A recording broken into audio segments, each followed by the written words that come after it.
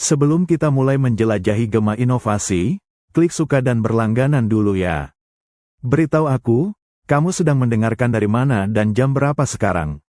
Kita kembali ke tengah abad ke-19, tahun 1847. Anda tidak berada di ruang dengar yang hangat, melainkan di jalanan berbatu yang lembab dan berkabut di Edinburgh, Skotlandia. Anda merasakan dinginnya udara menusuk lapisan mantel wallmu, meninggalkan bau jelaga dan kelembapan yang berat di hidung. Anda berjalan melewati hiruk-pikuk kota, tetapi ada lapisan aneh di atas segalanya, seolah-olah seluruh dunia berbisik, tetapi Anda harus berjuang untuk menangkap kata-kata. Anda memperhatikan bagaimana orang-orang berkomunikasi. Bukan hanya kesulitan mendengar yang Anda amati, tetapi hilangnya keakraban, koneksi yang mudah, yang terputus bagi mereka yang hidup dalam keheningan. Anda melihat mata seorang ibu yang mencari isyarat tangan anaknya di tengah keramaian. Anda membawa rasa empati itu. Di masa ini, komunikasi jarak jauh hanyalah rentetan klik dan ketukan listrik yang disalurkan melalui kabel telegraf. Informasi bergerak, tetapi jiwanya, emosi dan intonasi suara manusia, tertinggal jauh di belakang. Anda merasa frustrasi. Mengapa kita bisa mengirim pesan tentang perang atau harga saham dalam sekejap, tetapi tidak bisa mengirimkan tawa atau tangisan yang terdengar? Anda mulai tertarik pada mekanika suara itu sendiri. Anda menghabiskan waktu berjam-jam mencoba memahami bagaimana getaran udara yang kompleks, yang membentuk kata-kata, dapat diubah menjadi denyut listrik yang sederhana, dan kemudian dihidupkan kembali di ujung yang lain. Anda mengunci diri di laboratorium yang berantakan, dikelilingi oleh kawat tembaga, magnet, dan pelat logam tipis. Anda memegang membran kecil dari kulit binatang, berusaha keras agar getarannya dapat diterjemahkan menjadi arus listrik yang stabil, tetapi yang Anda dengar hanyalah dengungan statis, gumaman yang tidak berguna yang terdengar seperti ribuan lebah di dalam kaleng. Anda merasakan rasa lelah fisik, jari-jari yang kaku karena kawat tembaga dingin. Para skeptis di sekitar Anda hanya melihat seorang pendidik muda yang terobsesi, bukan seorang penemu. Mereka tertawa melihat Anda berbicara ke corong, mengharapkan suara Anda melompati jarak mil, menembus kawat tipis yang sering putus. Mereka melihat kegagalan teknis, Anda melihat isolasi yang diperangi. Namun, Anda mendorong diri Anda melewati kegagalan demi kegagalan, terus-menerus menyesuaikan kumparan kawat dan kekuatan magnet, mencari resonansi yang tepat. Tujuan Anda bukan sekadar kecepatan data, tetapi kejelasan emosi, mentransfer intonasi, tawa, dan kepastian bahwa seseorang di ujung sana benar-benar mendengarkan, bukan hanya membaca kode. Anda membayangkan suara yang melintasi benua, menghilangkan kesendirian yang Anda amati di jalanan berkabut Edinburgh. Anda mencari momen di mana suara, murni dan utuh, bisa meloloskan diri dari kekangan kabel dan mencapai telinga yang merindukan. Anda percaya bahwa jika Anda dapat memecahkan kode keheningan di satu tempat, Anda dapat menghubungkan seluruh dunia. Terkadang, koneksi yang paling kita butuhkan adalah yang paling sulit untuk dicapai. Tetapi manusia akan selalu menemukan cara untuk menjangkau, melampaui keheningan yang memisahkan kita, agar gema suara tidak pernah hilang. Anda duduk di depan meja kerja yang penuh debu di Boston, jauh dari kabut tebal Edinburgh, tetapi membawa semangat yang sama, obsesi terhadap suara. Disinilah Anda memasuki babak baru dalam penelitiannya, yang didorong oleh lebih dari sekadar rasa ingin tahu ilmiah. Anda merasakan beban emosional dari lingkungan Anda, berinteraksi dengan orang-orang tuli, mengajarkan mereka berbicara, mengamati perjuangan untuk berkomunikasi. Anda ingat dengan jelas bagaimana ayah Anda, seorang ahli fonetik, mendalami mekanisme ucapan. Anda mencoba membangun mesin yang dapat menghasilkan bunyi vokal, sebuah replika tenggorokan dan mulut manusia dari karet, pegas, dan logam. Anda mendorong udara melalui saluran-saluran buatan itu. Alih-alih mendapatkan suara yang jelas, Anda hanya mendengar erangan rendah, seperti jeritan seekor hewan yang terperangkap. Anda menggeleng, menyadari betapa rumitnya tubuh manusia, dan betapa jauhnya teknologi dari meniru bahkan satu kata pun. Di malam hari, bau minyak lampu dan asam dari baterai memenuhi udara sempit di ruang kerja Anda. Anda memiringkan kepala, mencoba memahami logika alam. Jika telinga bekerja dengan getaran yang mengubah suara menjadi sinyal saraf, Mungkinkah kita meniru proses itu secara listrik? Anda tidak mencari telegraf yang lebih baik, alat yang mengirimkan banyak sinyal sekaligus. Anda sedang mencari sesuatu yang lebih hidup, yang bergerak dan bernapas. Anda menyebutnya telegraf harmonik. Anda menatap deretan garpu tala kecil yang bergetar. Ide Anda adalah setiap nada memiliki frekuensi yang unik, dan Anda ingin mengirim beberapa nada secara bersamaan melalui satu kawat. Ini adalah upaya untuk merekayasa orkestra sinyal listrik, tetapi itu hampir tidak mungkin. Setiap frekuensi mengganggu yang lain. Yang Anda dapatkan hanyalah suara desingan berulang, statis yang tajam yang menyakitkan telinga. Anda mencubit pangkal hidung Anda, mata Anda terbakar karena kurang tidur. Kegagalan demi kegagalan telah menghabiskan dana Anda. Anda telah mendapatkan dua investor, dua orang yang penuh harapan yang mempertaruhkan tabungan mereka pada janji samar bahwa suatu hari, manusia akan berbicara melalui kawat. Anda merasakan tekanan itu, beban ekspektasi mereka, rasa malu jika hanya ada dengungan yang tersisa. Suatu sore yang panas dan lembab di bulan Juni, Anda dan asisten Anda, Thomas Watson, sedang mengerjakan pemancar. Kawat-kawatnya panas dan berbau gosong. Watson berada di ruangan sebelah, beberapa meter jauhnya, memegang penerima. Tiba-tiba, salah satu garpu tala Anda di pemancar macet. Anda menariknya dengan cepat, dan tindakan ini menyebabkan arus listrik yang lebih kuat dari biasanya meluncur melalui kawat. Di ruangan sebelah, Watson melompat. Dia berlari kembali kepada Anda, wajahnya tegang dan bersemangat. Dia memberitahu Anda bahwa dia mendengar suara. Bukan dengungan yang biasa, tetapi suara yang berbeda, meskipun samar. Itu seperti jentikan pegas yang bergetar, tetapi ini adalah pertama kalinya getaran mekanis menghasilkan perubahan arus yang cukup jelas untuk didengar di ujung yang lain. Anda melihat kawat tembaga itu. Itu bukan suara, itu hanyalah kecelakaan. Namun, di dalam kecelakaan itu, Anda menemukan kuncinya, bukan transmisi frekuensi tunggal, nada, melainkan transmisi arus yang bervariasi secara berkelanjutan, meniru bentuk gelombang suara itu sendiri. Momen singkat yang tidak disengaja itu mengubah segalanya. Anda menyadari bahwa Anda harus melepaskan garpu tala dan fokus pada diafragma, sepotong kecil besi yang harus bergetar persis seperti gendang telinga manusia, menangkap setiap nuansa udara. Anda harus mencari cara untuk meniru gema suara manusia, bukan hanya nada musik. Keheningan bisa menjadi guru yang keras, memaksa Anda untuk tidak hanya mendengar, tetapi untuk mendengarkan, untuk meraba-raba di balik kebisingan dan menemukan getaran kecil yang membawa makna. Anda menghirup aroma tajam campuran pernis, logam panas, dan ozon samar yang dihasilkan oleh listrik. Ini adalah musim semi tahun 1876, dan bengkel kecil di Boston ini terasa seperti kapal selam yang terisolasi dari dunia luar. Di tangan Anda, ada sebuah penemuan yang terasa aneh dan rapuh, diafragma yang lebih besar dan lebih tipis, dirancang untuk menangkap setiap bisikan, bukan hanya gemuruh.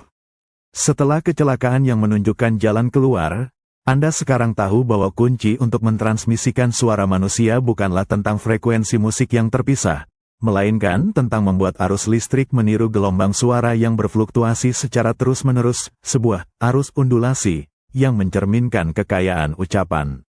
Anda sedang berdiri di depan pemancar buatan tangan, yang terdiri dari corong kayu kasar dan pelat besi yang tipis, diposisikan sangat dekat dengan magnet permanen. Anda memasang kabel yang menghubungkan pemancar ke ruangan sebelah, tempat asisten setia Anda, Watson, menunggu. Ketegangan terasa di bahu Anda. Ini adalah upaya ke-1000, tetapi kali ini, segalanya terasa berbeda. Anda telah menghabiskan berbulan-bulan mengutak-atik resistensi air, menggunakan larutan asam untuk memvariasikan arus listrik dengan lebih akurat. Rasanya seperti mencoba menyalurkan sungai deras melalui pipa air minum. Jika terlalu kuat, kawat akan terbakar. Jika terlalu lemah, Anda hanya akan mendapatkan keheningan. Anda mencondongkan tubuh ke corong pemancar. Anda melihat wajah Anda terpantul samar di permukaan pelat logam yang berkilau karena kelembapan dan keringat. Anda mencoba berbicara perlahan, mengatur napas. Anda merasakan udara hangat dari paru-paru Anda mengenai diafragma. Anda mengucapkan kata-kata itu dengan hati-hati, seperti menyeberangi jembatan yang rapuh. Tuan Watson, datanglah ke sini, saya ingin melihat Anda. Keheningan yang terjadi selanjutnya terasa seperti durasi 1 jam. Anda hanya mendengar detak jantung Anda sendiri dan desisan lembut baterai listrik. Anda menoleh ke pintu. Anda menunggu sinyal telegraf, ketukan berulang yang akan menandakan kegagalan. Tetapi kemudian, pintu terbuka dengan tergesa-gesa. Watson masuk, matanya terbelalak, bukan karena kegagalan, tetapi karena keheranan. Dia tidak mengetuk. Dia telah datang. Dia menjelaskan, dengan napas terengah-engah, bahwa dia telah mendengar setiap kata, meskipun samar dan teredam, seperti suara dari balik selimut tebal, tetapi itu jelas kata-kata. Dia tidak mendengar dengungan atau klik. Dia mendengar Anda asteris. Suara yang dikenalnya, disampaikan oleh kawat tembaga. Anda mendekati penerima di tangan Watson.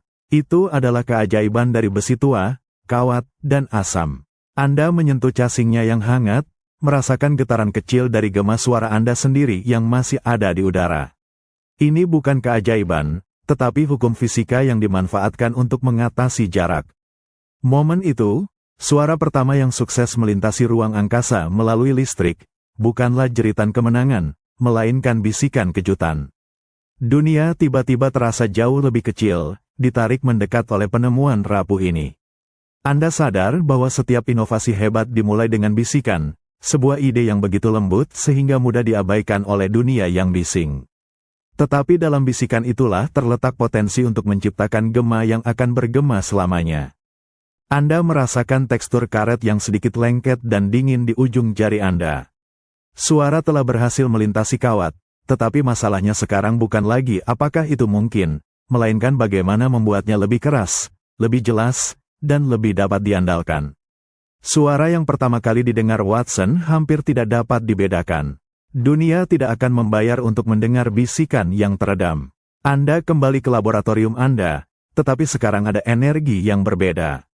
Ada tujuan. Bau asam baterai masih ada, tetapi sekarang bercampur dengan bau karet yang dibakar saat Anda bereksperimen dengan berbagai diafragma. Anda bekerja dengan bahan-bahan yang paling sederhana, getah, tulang ikan paus untuk kekakuan, dan magnet yang dibentuk dengan tangan. Anda mencoba memodelkan diafragma agar menyerupai gendang telinga manusia, sensitif terhadap perubahan tekanan udara yang paling halus. Anda menyadari bahwa bagian yang paling menantang bukanlah menciptakan listrik, melainkan menangkap esensi suara itu sendiri, yang begitu bervariasi dan kompleks. Rasa lelah fisik mulai terasa.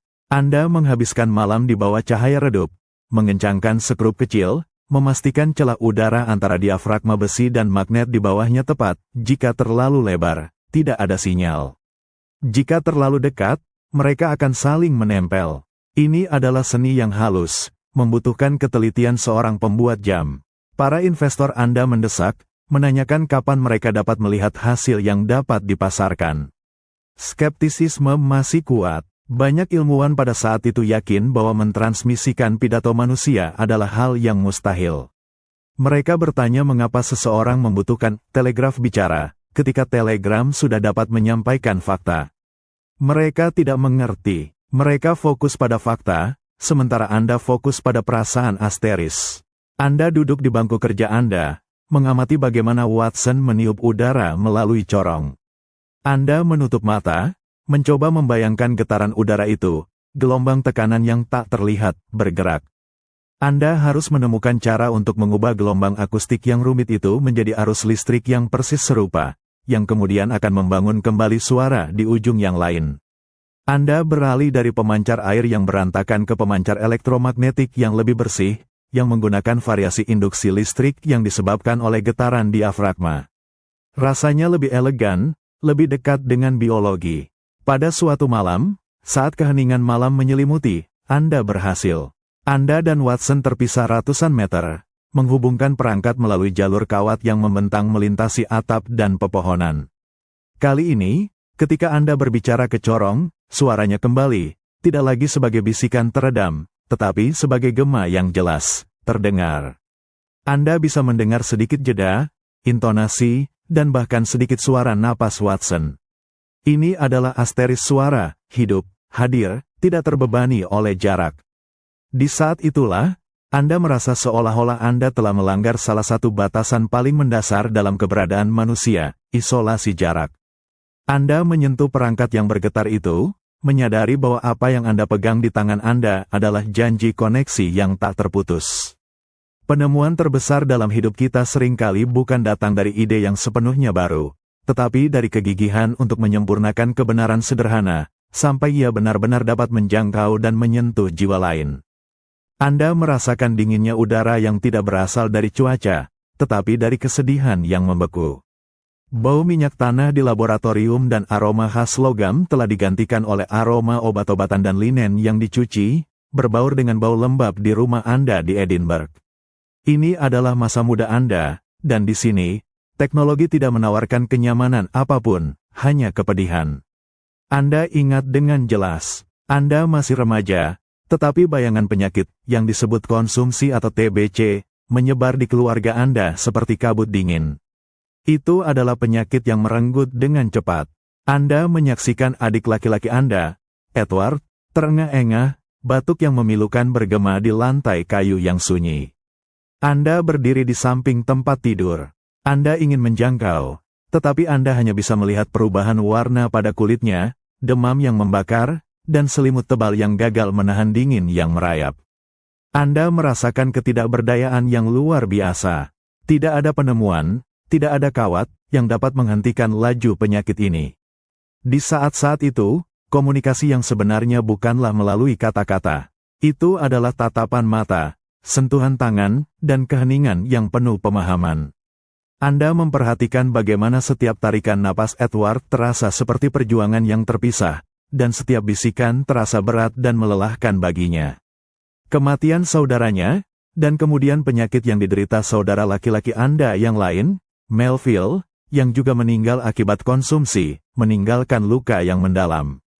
Pengalaman ini mengajarkan Anda tentang kerapuhan kehadiran manusia dan nilai yang tidak dapat diukur dari suara yang sehat. Kehilangan ini bukan hanya tentang kematian, tetapi tentang hilangnya suara asteris. Anda merasa seolah-olah sebagian dari sejarah keluarga Anda telah terputus, dan jarak, meskipun hanya dalam beberapa kamar, terasa tak tertembus.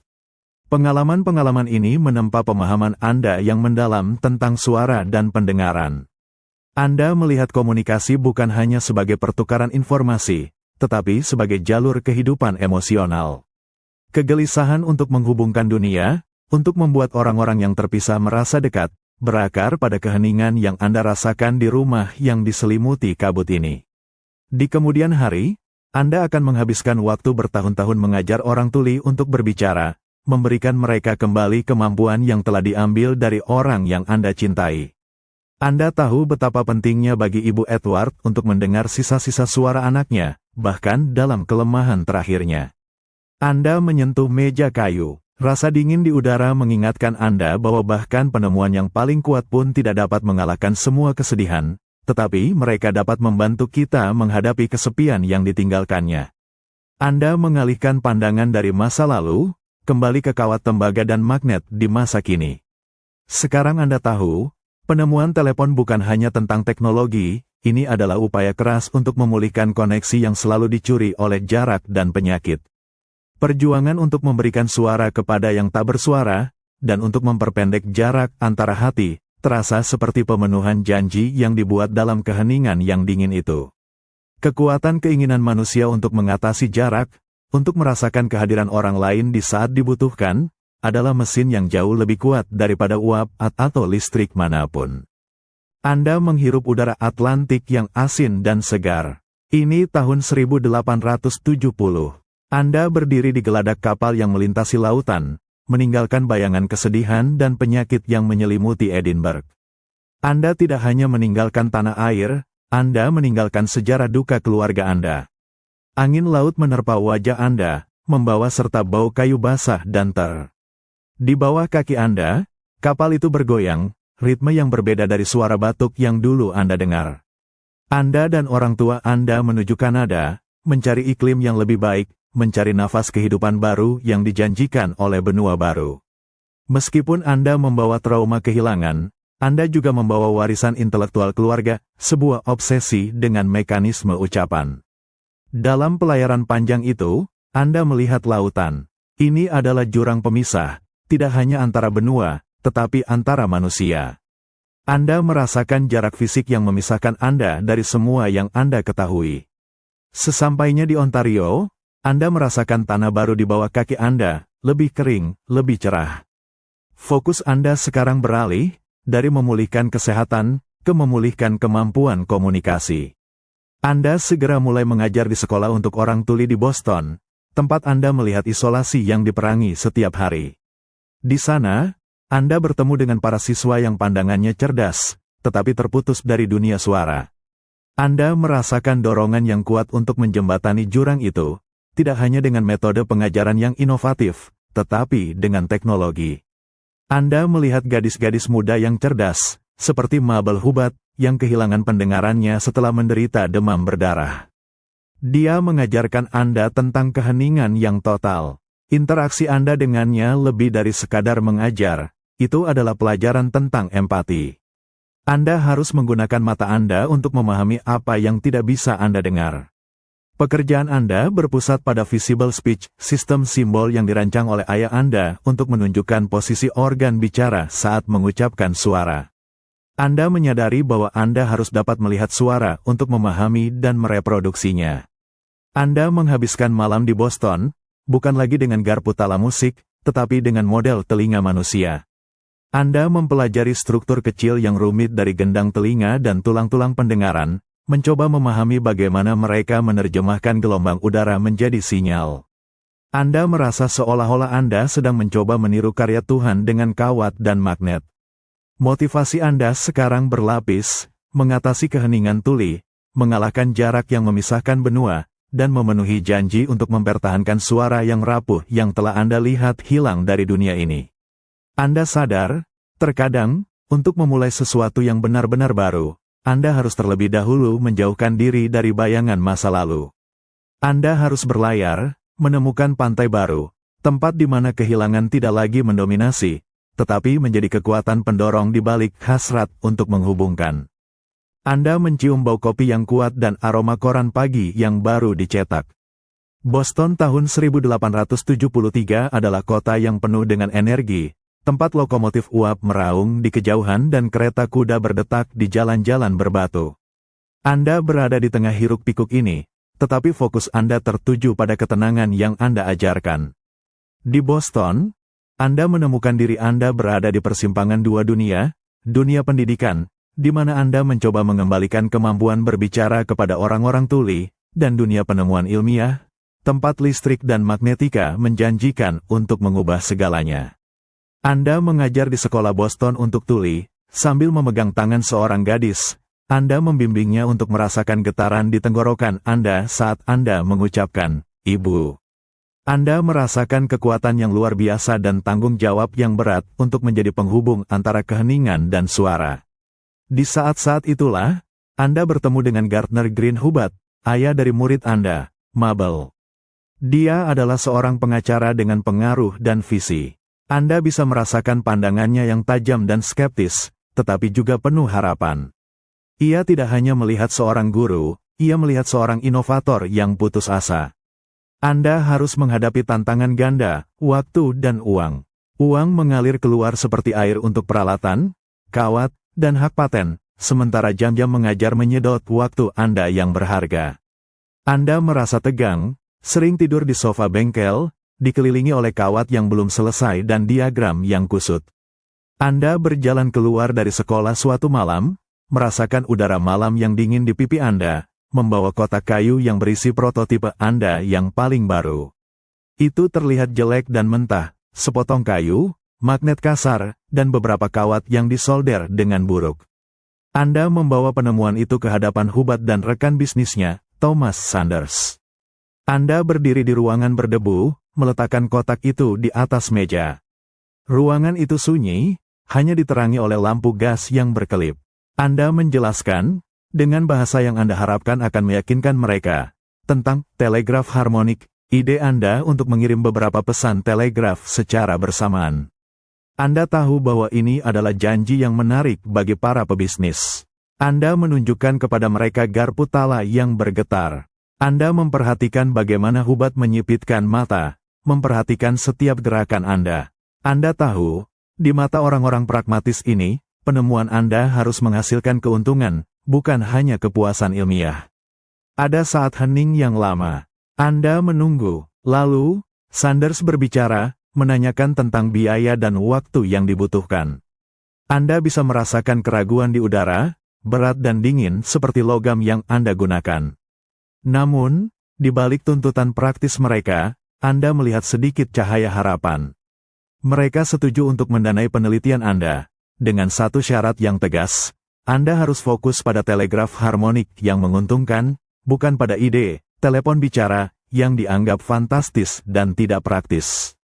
Anda menjabat tangan mereka, merasakan perjanjian yang mengikat, perjanjian yang memberi Anda kesempatan untuk hidup, tetapi juga membatasi visi Anda.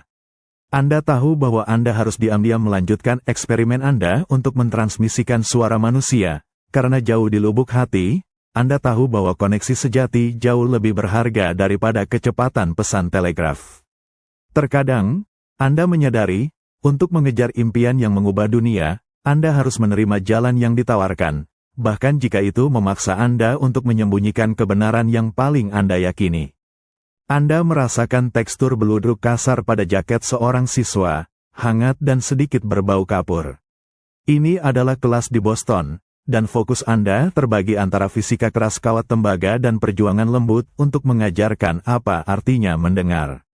Anda berdiri di depan siswa Anda, banyak dari mereka tuli sejak lahir atau sejak usia muda. Anda tidak bisa mengajar dengan suara Anda mengajar dengan sentuhan. Anda meminta mereka meletakkan tangan mereka di pipi, dada, dan tenggorokan Anda. Anda mengucapkan bunyi vokal sederhana, A**. Mereka harus merasakan getaran yang berasal dari paru-paru Anda, resonansi di dada Anda, dan perubahan bentuk mulut Anda. Anda melihat ke mata mereka, melihat kebingungan, lalu kilatan pemahaman saat mereka merasakan gerakan udara dan otot yang menciptakan ucapan. Anda menyadari bahwa bagi mereka, suara adalah sensasi fisik, bukan persepsi auditori. Anda bekerja dengan mereka untuk membedakan antara bunyi bersuara dan tak bersuara, membuat mereka merasakan perbedaan getaran saat Anda mengucapkan V versus F. Ini adalah proses yang melelahkan, menguras energi. Di penghujung hari, Anda merasa tenggorokan Anda sakit bukan karena Anda telah berteriak, tetapi karena Anda telah memaksakan diri untuk membuat setiap getaran terasa jelas. Salah satu tantangan terbesar adalah mengajarkan intonasi. Bagaimana cara mengajarkan pertanyaan atau seruan ketika semua yang dapat mereka rasakan adalah getaran yang datar? Anda mulai bereksperimen dengan perangkat yang Anda sebut phonautograph, mesin yang dirancang untuk menggambar gelombang suara. Anda berbicara ke corong kecil, yang menggerakkan bulu tipis, dan bulu itu mengukir jejak gelombang suara ke silinder yang berputar. Anda menatap jejak yang berukir itu, pola rumit berupa puncak dan lembah. Anda melihat pola ucapan yang sebenarnya, yang sebelumnya hanya ada sebagai gelombang yang tidak terlihat di udara. Anda mengamati bagaimana suara O menghasilkan gelombang yang lebar dan stabil, sementara S menghasilkan getaran yang cepat dan berantakan. Momen ini adalah pencerahan. Anda menyadari bahwa suara, meskipun kompleks, dapat diukur dan direplikasi. Jika Anda dapat mencatat bentuk gelombang suara, secara teori, Anda dapat mereproduksinya. Tiba-tiba, obsesi Anda terhadap komunikasi jarak jauh tidak lagi terpisah dari pekerjaan Anda sebagai guru. Kedua bidang itu menyatu. Mesin yang dapat mentransmisikan bentuk gelombang suara ke jarak yang jauh akan memberikan suara kepada mereka yang tuli dan menghubungkan mereka yang terpisah oleh benua. Pengalaman mengajar ini mengasah keahlian teknis Anda. Anda menjadi ahli dalam memahami bagaimana sedikit perubahan dalam tegangan kawat atau kekakuan diafragma dapat memengaruhi kejelasan dan nada, sama seperti Anda memahami bagaimana sedikit perubahan dalam posisi lidah dapat memengaruhi vokal. Anda merasakan kepuasan yang mendalam, menyadari bahwa koneksi manusia yang Anda cari, melintasi kawat atau melintasi keheningan, pada dasarnya adalah hal yang sama, upaya untuk berbagi getaran batin dengan orang lain. Anda mendengar suara yang tajam dan berulang di udara yang pengap, *TikTok, TikTok, TikTok *. Itu adalah bahasa abad ke-19, telegraf. Anda berdiri di kantor telegraf di Boston, merasakan denyut nadi era itu melalui ketukan logam pada mesin cetak. Anda melihat operator yang kelelahan, jari-jarinya menari dengan ritme kode Morse. Setiap ketukan adalah sebuah huruf, setiap jeda yang lama adalah akhir dari sebuah kata. Anda memegang selembar kertas telegraf di tangan Anda. Di sana tercetak pesan-pesan penting, berita perang, harga kapas, atau kematian yang mendadak, semuanya direduksi menjadi serangkaian titik dan garis yang kaku. Anda merasakan betapa cepatnya informasi bergerak, melintasi ribuan mil, jauh lebih cepat daripada kereta api atau kapal. Namun, Anda merasakan adanya kekosongan yang besar dalam komunikasi ini. Anda melihat operator telegraf itu sendiri, mereka bisa mengirim pesan, tetapi mereka tidak bisa berbicara. Mereka berkomunikasi melalui bahasa yang dingin dan terfragmentasi. Anda mengingat saat Anda menerima pesan telegraf dari ibu Anda. Pesannya singkat dan terburu-buru. Anda tidak bisa mendengar nada suaranya, tidak tahu apakah dia khawatir atau hanya terburu-buru. Anda harus mengisi kekosongan emosional di antara setiap tit dan asteris dah dengan imajinasi Anda sendiri. Ini adalah masalah mendasar yang mendorong Anda. Telegraf sangat efisien, tetapi ia menghilangkan kemanusiaan dari komunikasi. Kehadiran emosi, keraguan yang diungkapkan melalui nada suara, tawa yang tidak disengaja, semua itu hilang. Anda menyentuh kawat tembaga tebal yang keluar dari dinding. Kawat ini membawa gelombang kejut listrik, sinyal diskrit, hidup atau mati, ada atau tidak ada. Tidak ada ruang untuk nuansa, tidak ada ruang untuk fluktuasi halus yang menciptakan suara manusia. Para investor dan ilmuwan pada saat itu hanya berfokus pada peningkatan kecepatan telegraf, membuatnya multiplex, sehingga dapat membawa lebih banyak pesan sekaligus. Mereka ingin mengirim 20 asteris fakta melalui satu kawat. Anda, sebaliknya, ingin mengirim satu suara yang utuh. Anda menyadari bahwa telegraf adalah jalan buntu bagi komunikasi manusia yang sebenarnya.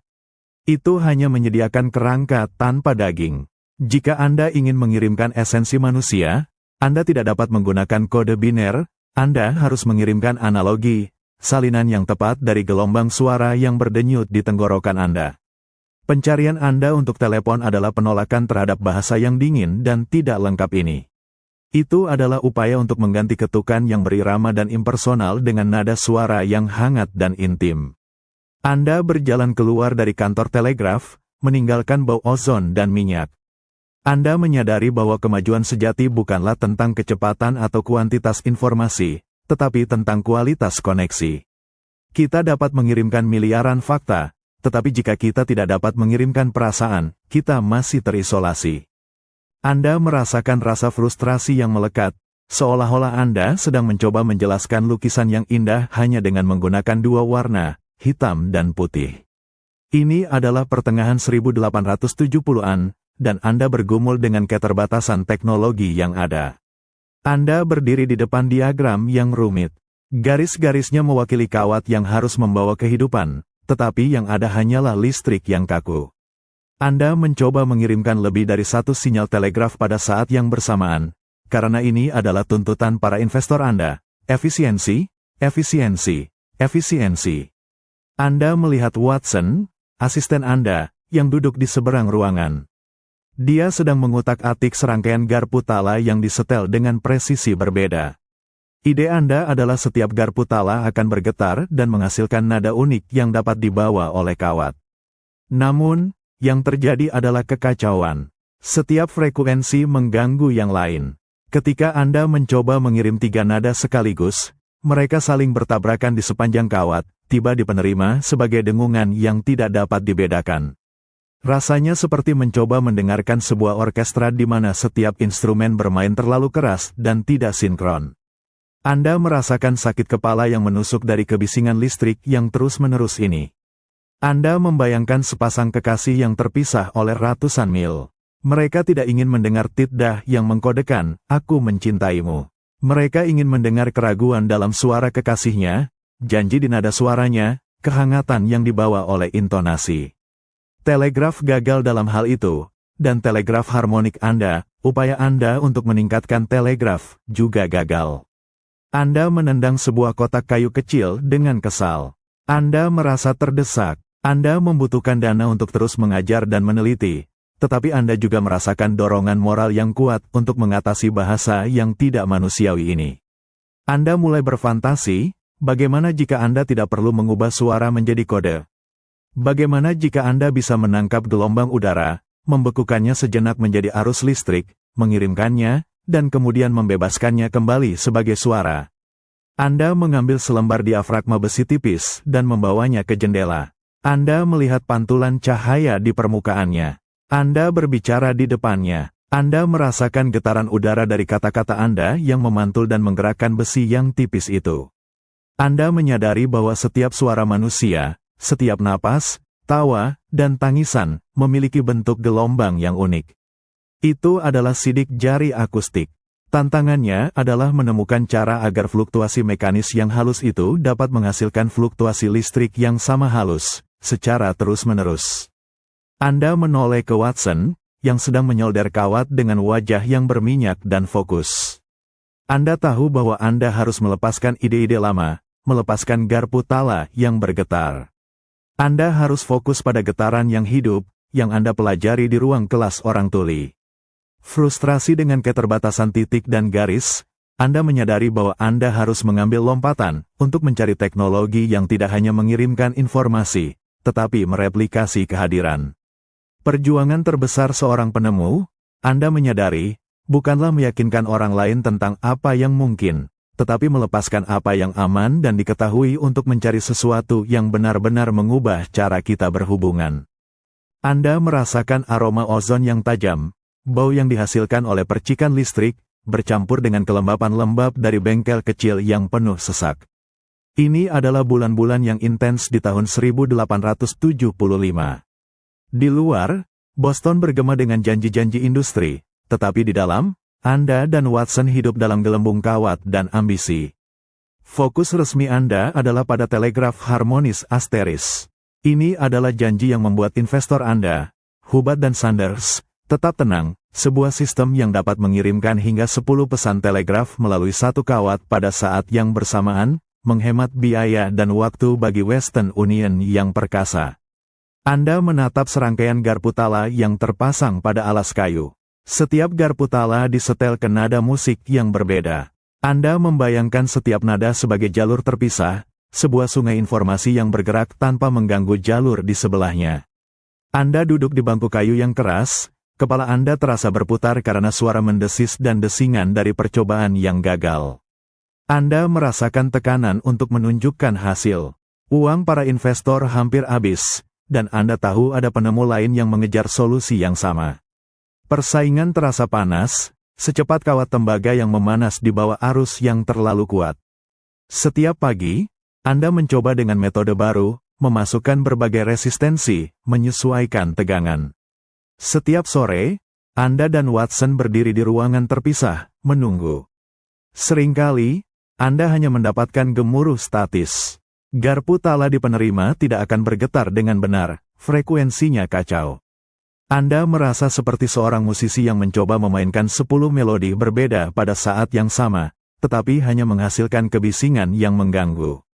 Skeptisisme di sekitar Anda terasa seperti beban yang nyata. Mereka melihat Anda, seorang guru bicara, berjuang dengan fisika dan listrik yang seharusnya menjadi domain para ahli telegraf. Mereka bertanya, dengan tatapan di mata mereka, mengapa Anda tidak kembali saja ke pekerjaan Anda mengajar orang tuli?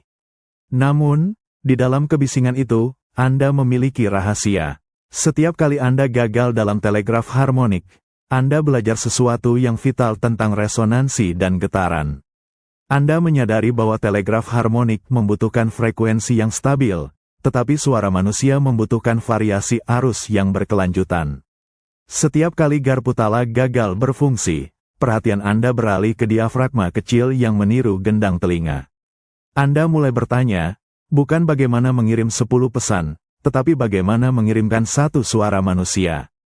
Anda mulai menghabiskan waktu, yang seharusnya Anda dedikasikan untuk garpu tala, untuk menyempurnakan penerima elektromagnetik sederhana yang akan bereaksi terhadap getaran suara Anda. Anda merahasiakannya dari investor, bersembunyi di balik janji telegraf harmonik yang menguntungkan. Anda tahu bahwa Anda berada di tepi penemuan.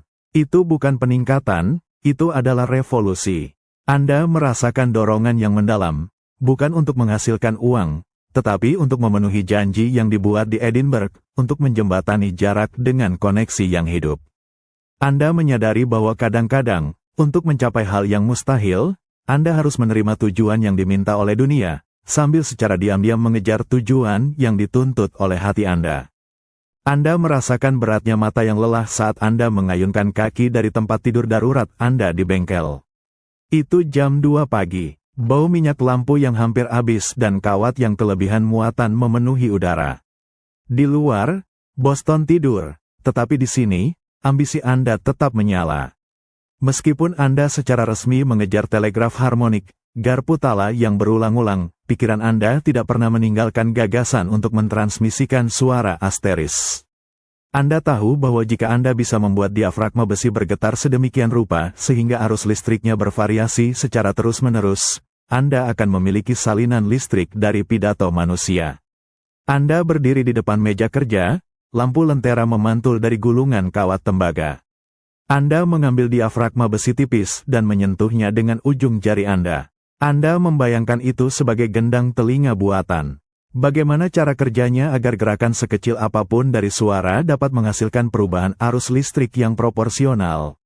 Watson, asisten Anda, sedang tidur nyenyak di sudut. Anda tahu Anda harus bekerja tanpa gangguan, terlepas dari batas pendanaan yang diberikan oleh Hubbard. Ini adalah pengejaran pribadi, sebuah rahasia yang Anda simpan di tengah janji-janji telegraf. Anda beralih ke desain yang sama sekali baru, yang melibatkan penggunaan cairan konduktif untuk memvariasikan resistensi. Ini adalah ide yang jauh lebih gila daripada Garputala, tetapi berpotensi lebih kuat. Anda menggunakan cangkir kecil berisi air yang dicampur asam. Anda mengarahkan suara Anda ke corong, yang dihubungkan ke pelat yang ujungnya menyentuh permukaan air yang asam itu. Saat Anda berbicara, pelat itu bergetar, mengubah kedalamannya di dalam cairan, yang pada gilirannya mengubah resistensi dan arus listrik. Anda tahu bahwa pada dasarnya ini adalah upaya untuk menerjemahkan gelombang udara menjadi fluktuasi air, dan kemudian fluktuasi air menjadi fluktuasi listrik. Ini sangat berantakan dan tidak stabil, tetapi itu adalah jalan menuju arus undulasi yang Anda butuhkan.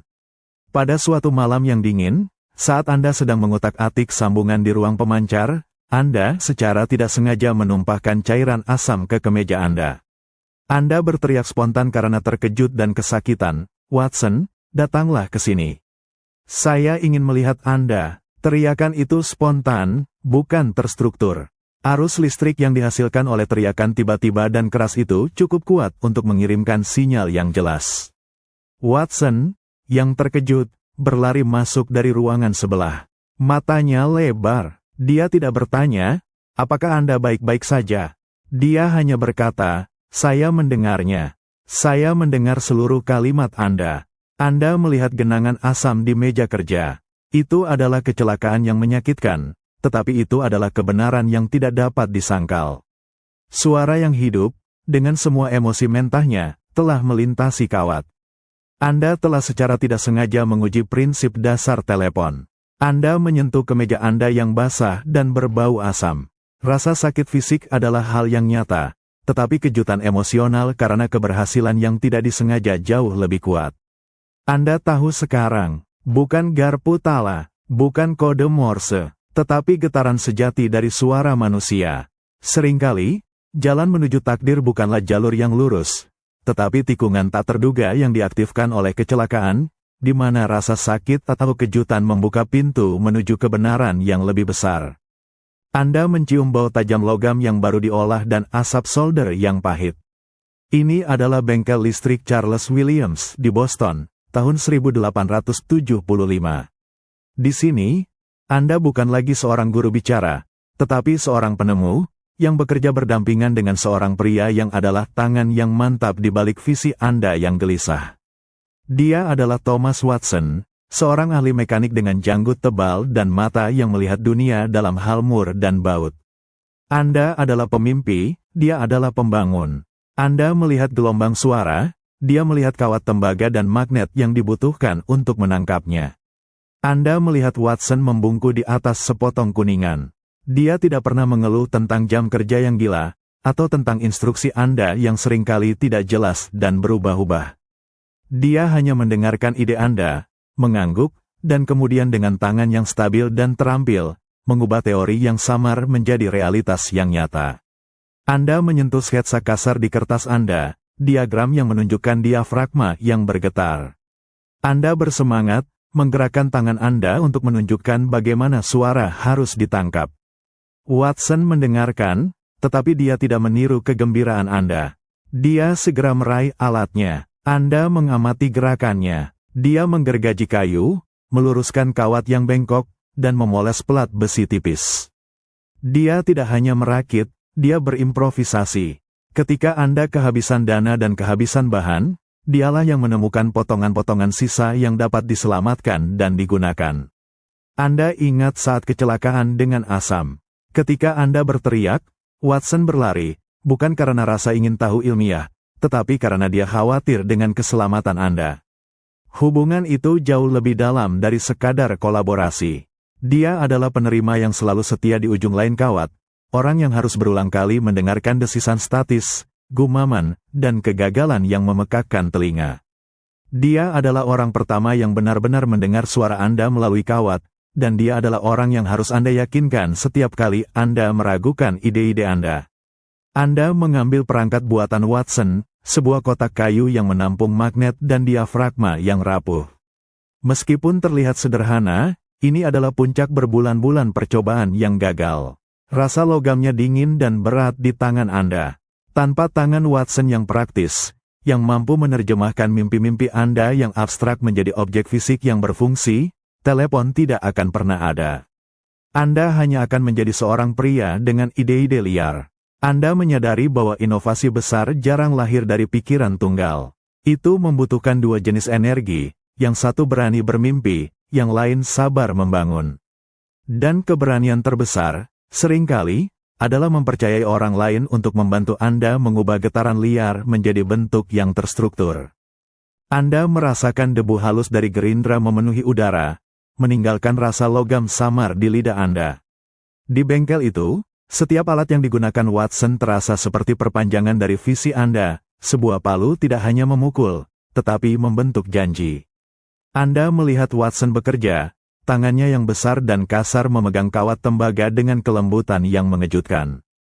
Dia sedang membuat kumparan induksi untuk penerima elektromagnetik baru. Prosesnya membosankan, melilitkan kawat yang sangat tipis, berkali-kali menjaga ketegangan yang sempurna. Anda tahu bahwa kumparan ini harus menangkap fluktuasi arus yang paling halus, yang dihasilkan oleh diafragma yang bergetar. Anda menyentuh gulungan kawat di meja kerja. Anda tahu betapa mahalnya kawat ini, betapa berharganya setiap gulungan bagi proyek Anda yang kekurangan dana. Setiap kesalahan adalah pemborosan yang mahal. Anda merasakan beban itu, tetapi Anda melihat ketenangan Watson. Dia mengangkat kepala, mengusap keringat di alisnya yang ditutupi debu logam. Dia menatap Anda, dan Anda tahu dia sedang menunggu instruksi Anda selanjutnya. Tidak ada pertanyaan tentang apakah itu akan berhasil. Hanya bagaimana Anda ingin mencoba hal baru kali ini.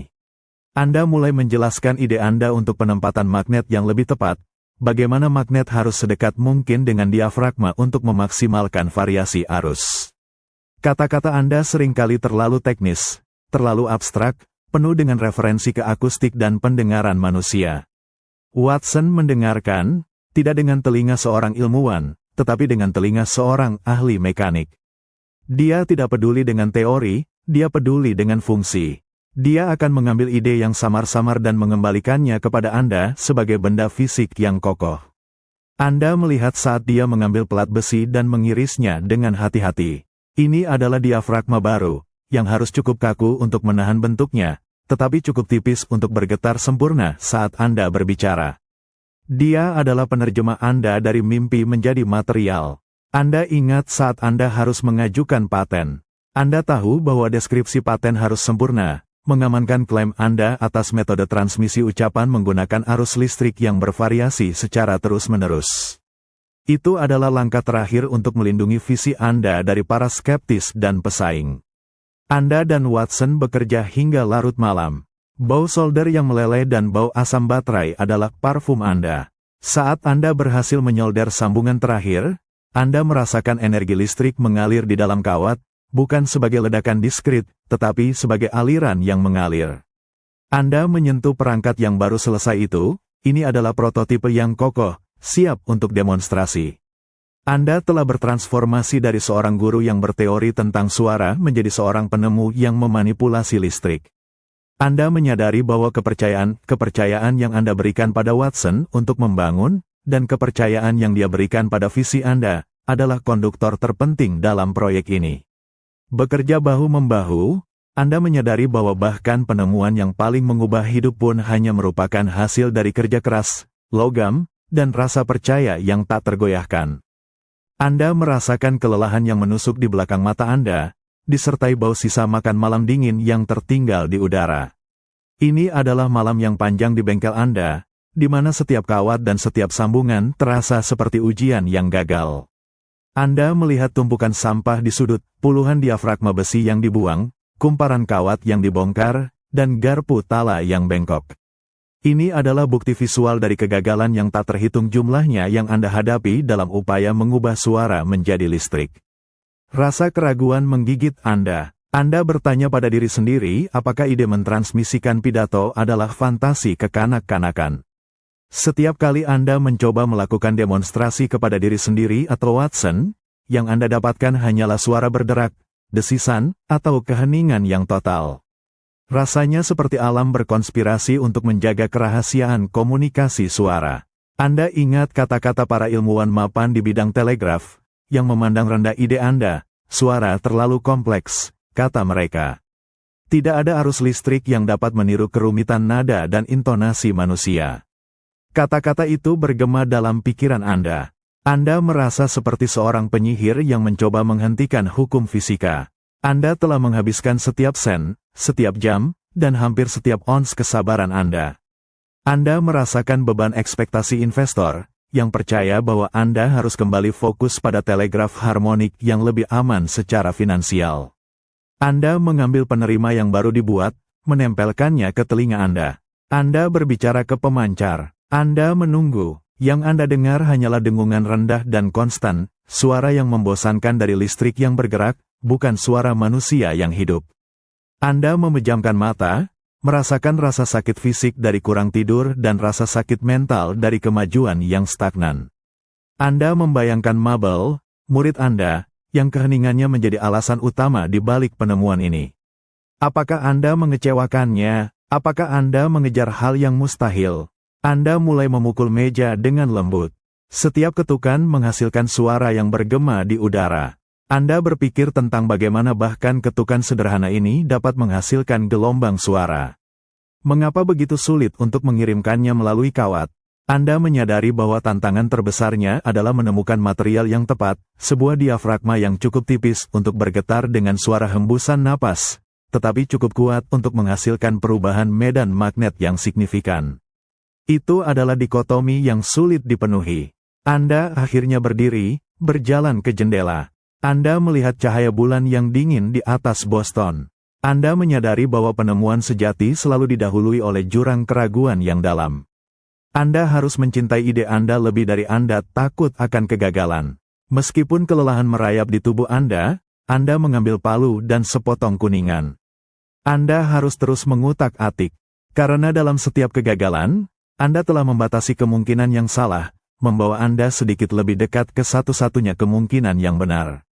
Keraguan adalah bahan bakar yang mendorong inovasi, memaksa Anda untuk mencari jalur di mana semua orang melihat tembok. Anda merasakan dinginnya tangan yang diperpanjang, bukan untuk berjabat tangan, tetapi untuk menolak Anda. Itu adalah tahun 1876, dan meskipun Anda memegang sketsa dan prototipe yang revolusioner, Anda berjuang melawan tembok skeptisisme yang tinggi dan tebal. Anda berdiri di depan Komite Western Union, perusahaan telegraf raksasa. Bau asap cerutu dan kertas perkamen yang tua memenuhi ruang rapat yang mewah, kontras tajam dengan bau minyak lampu dan keringat di bengkel Anda. Anda menjelaskan ide Anda, menunjukkan kepada mereka model primitif telepon Anda. Anda berbicara dengan gairah tentang bagaimana ini bukan hanya tentang mengirimkan data, tetapi tentang mengirimkan suara, emosi, dan kehadiran. Anda menunjukkan bagaimana diafragma bergetar, menghasilkan arus listrik yang bervariasi secara terus-menerus. Para eksekutif itu mendengarkan dengan tatapan datar. Mereka melihat Anda, seorang guru bicara berusia 29 tahun, bukan seorang insinyur listrik. Mereka melihat perangkat yang terlihat seperti mainan kayu yang kikuk, dihadapkan pada mesin telegraf mereka yang rumit dan menguntungkan.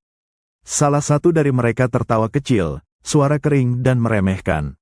Dia bertanya, mengapa ada orang yang mau menggunakan mainan akustik, yang hanya bisa berbicara, ketika mereka sudah memiliki telegraf yang dapat mengirimkan pesan tertulis dengan cepat. Kata-kata mereka menusuk. Mereka menyebut ide telepon Anda sebagai mainan ilmiah yang menarik, tetapi tidak memiliki nilai komersial.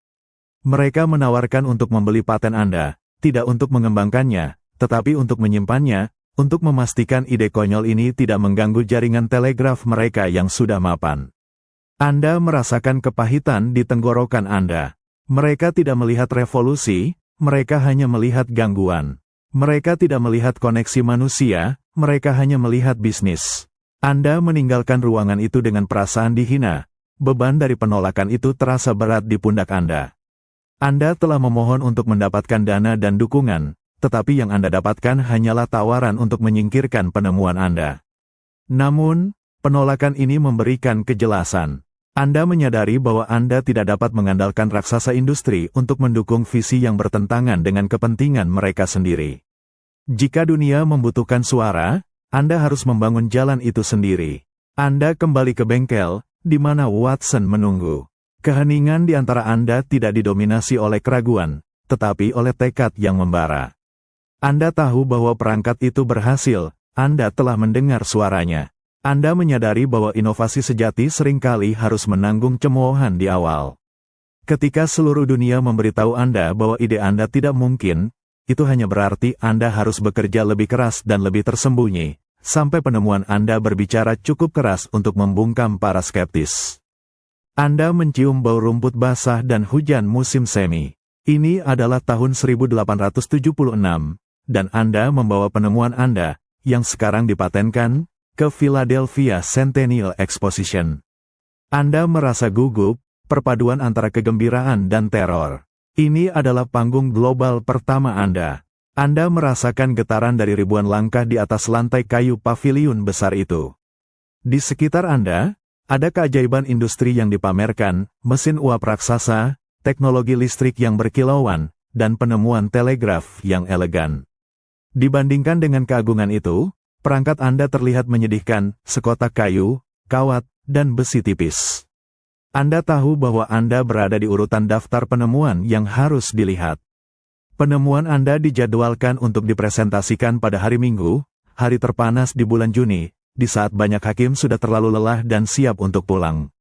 Anda berdiri di dekat meja pameran kecil Anda. Anda melihat para hakim ilmiah dan tokoh penting mendekat. Mereka mengenakan jas wol yang tebal, keringat mengalir di dahi mereka. Anda merasakan kekesalan dan kelelahan mereka. Di antara para hadirin, ada dua sosok penting. Profesor Joseph Henry, seorang ilmuwan fisika terkemuka yang awalnya meremehkan ide Anda, dan yang paling penting, Kaisar Pedro II dari Brasil. Kaisar ini adalah pengunjung pameran yang rajin dan seorang pecinta sains. Anda memulai presentasi Anda dengan gemetar. Anda menjelaskan bagaimana suara manusia menyebabkan diafragma besi bergetar, dan bagaimana getaran ini menciptakan arus listrik yang terus bervariasi, sebuah arus undulasi asteris. Anda berbicara dengan corong pemancar Anda. Di ujung yang lain, ratusan meter jauhnya, Watson menunggu. Anda memperhatikan ekspresi di wajah para juri. Mereka tampak bosan, tidak terkesan, dan siap untuk melanjutkan. Profesor Henry mengangguk dengan sopan, tetapi ada sedikit penghinaan dalam tatapannya. Tiba-tiba, Kaisar Pedro II, yang bersemangat, mendekat. Dia telah mengenal Anda dari kunjungan Anda ke Boston. Dia bertanya, dengan nada suara yang dalam, apa yang Anda harapkan akan terjadi? Anda menjelaskan bahwa ia akan mendengar seseorang berbicara. Kaisar mengambil penerima dan menempelkannya ke telinganya. Ada keheningan total di sekitar meja pameran, yang hanya dipecahkan oleh suara mendesis dari mesin di dekatnya. Anda berbicara ke pemancar dengan suara yang sedikit bergetar, mengucapkan kata-kata dari Hamlet, to be or not to be. Kaisar Pedro II menjatuhkan penerima. Dia tidak terkejut, tetapi benar-benar terkejut. Dia melihat ke arah Anda, lalu ke penerima, seolah-olah dia tidak bisa mempercayai inderanya. Dia berbalik ke kerumunan dan berteriak, suaranya dipenuhi kegembiraan. Ya Tuhan, itu berbicara. Teriakan itu mengguncang seluruh paviliun. Para juri yang kelelahan dan skeptis mengerumuni meja. Mereka ingin menempelkan penerima ke telinga mereka, ingin mendengar suara yang melintasi jarak. Anda berdiri di tengah kerumunan yang kacau, merasakan adrenalin membanjiri sistem Anda. Di saat itu, Anda tahu bahwa penemuan Anda tidak lagi menjadi mainan, itu adalah keajaiban, yang dibuktikan oleh reaksi tulus seorang kaisar dan keheningan yang tiba-tiba dari para skeptis. Keajaiban sejati, Anda menyadari, tidak hanya terletak pada penemuan itu sendiri, tetapi pada momen universal ketika keraguan diubah menjadi keyakinan, melalui suara yang tiba-tiba hadir melintasi jarak. Anda merasakan keheningan yang tebal menyelimuti paviliun pameran di Philadelphia setelah Kaisar Pedro II berteriak. Keheningan itu sekarang dipenuhi oleh suara bisikan yang bersemangat. Semua orang ingin mencoba, para insinyur, profesor, dan pejabat pemerintah, semuanya mengantri untuk mendengar hantu suara yang telah melintasi kawat. Anda menyerahkan penerima itu dari satu tangan ke tangan yang lain, meminta setiap orang untuk mendengarkan. Mereka menempelkan kotak kayu itu ke telinga mereka, dan wajah mereka berubah dari skeptis menjadi terkejut. Saat mereka mendengarkan Watson yang membacakan puisi di ujung lain, Anda melihat reaksi yang seragam, sentakan, mata melebar, lalu senyum yang perlahan menyebar. Itu bukan hanya kejutan, itu adalah pengakuan akan potensi yang luar biasa. Anda melihat Profesor Joseph Henry, pria yang pernah Anda kunjungi bertahun-tahun sebelumnya, yang telah menyarankan Anda untuk menemukan suara Anda sendiri. Dia adalah sosok yang menakutkan dengan reputasi ilmiah yang luar biasa. Sekarang, dia mendekat, mengambil penerima, dan mendengarkan. Wajahnya tetap serius, tetapi Anda melihat ketegangan mereda di sekitar matanya. Dia mengangguk perlahan. Itu adalah validasi yang jauh lebih berharga daripada teriakan kaisar. Ilmu pengetahuan telah mengakui penemuan Anda. Namun, Anda menyadari bahwa perangkat ini masih jauh dari sempurna. Suara yang diterima masih samar, terdengar seperti hantu yang berbisik dari jauh. Anda harus berteriak ke pemancar untuk memastikan suara itu sampai. Kawat harus ditarik lurus dan tanpa gangguan. Ini adalah keajaiban yang rapuh. Setelah kerumunan mereda, Anda dan Watson berdiri sendirian di dekat meja pameran. Anda menyentuh kabel yang menghubungkan dua perangkat. Kabel itu panjang, penuh dengan sambungan sementara. Anda mengingat bertahun-tahun Anda berjuang dengan garpu tala yang berisik dan kegagalan yang menyakitkan. Anda mengingat aroma asam dari kecelakaan di bengkel yang secara tidak sengaja menunjukkan jalannya. Semua hal itu, semua kegagalan itu, kini menyatu dalam kesuksesan yang sunyi ini. Anda mengambil penerima dan menempelkannya ke telinga Anda. Watson berbicara dari ujung lain. Anda mendengar suaranya, tidak keras, tetapi jelas. Itu bukan sinyal biner, itu adalah bentuk gelombang yang dihidupkan kembali. Itu adalah asteris kehadiran yang ditransfer. Anda melihat ke kejauhan, ke arah yang dituju oleh kawat itu, membayangkan Watson duduk di sana, berbicara. Jarak itu, yang dulunya tidak dapat ditembus, sekarang terasa seperti tidak ada. Momen itu mengajarkan Anda bahwa inovasi bukanlah tentang kesempurnaan di awal, tetapi tentang keberanian untuk menciptakan prototipe yang bekerja, meskipun kikuk dan mentah. Karena sekali saja Anda mendengar getaran suara yang hidup melintasi jarak, Anda tahu bahwa dunia tidak akan pernah bisa kembali ke keheningan yang dulu. Itu adalah gema pertama yang tidak akan pernah bisa dibungkam. Anda mencium bau cuka yang menyengat, bercampur dengan kelembapan air dan logam berkarat. Ini adalah malam tanggal 10 Maret tahun 1876, dan bengkel Anda di Boston terasa pengap dan berbahaya. Anda telah beralih sepenuhnya dari garpu tala ke pemancar cairan asam yang aneh. Di hadapan Anda, ada cawan kecil yang berisi larutan asam yang sangat konduktif. Sebuah pin logam halus yang terpasang pada diafragma pemancar menggantung, hampir menyentuh permukaan cairan. Ketika pin itu bergerak sedikit saat Anda berbicara, resistensi listrik akan berubah, menciptakan fluktuasi yang Anda butuhkan, arus undulasi. Anda tahu bahwa secara teoritis, ini adalah solusi. Dalam praktiknya, ini adalah mimpi buruk. Peralatannya berantakan, sulit disetel, dan berbahaya. Anda merasa sangat lelah. Sudah berjam-jam Anda mengutak-atik ketinggian pin, mencoba menemukan titik kontak yang sempurna dengan cairan.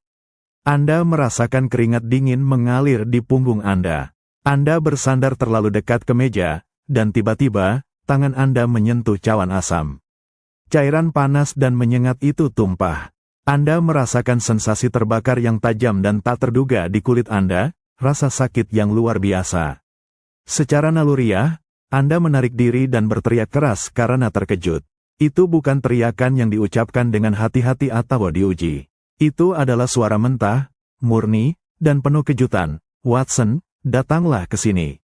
Saya ingin melihat Anda. Anda memegang tangan yang sakit. Mata Anda terpaku pada kemeja Anda yang mulai berubah warna karena asam. Tiba-tiba, pintu terbuka. Thomas Watson berlari masuk dari ruangan sebelah, wajahnya tegang. Dia tidak tampak bingung oleh kegagalan mekanis, dia tampak terkejut. Tuan Bell, katanya, suaranya sedikit gemetar, saya mendengarnya. Saya mendengar setiap kata yang Anda katakan.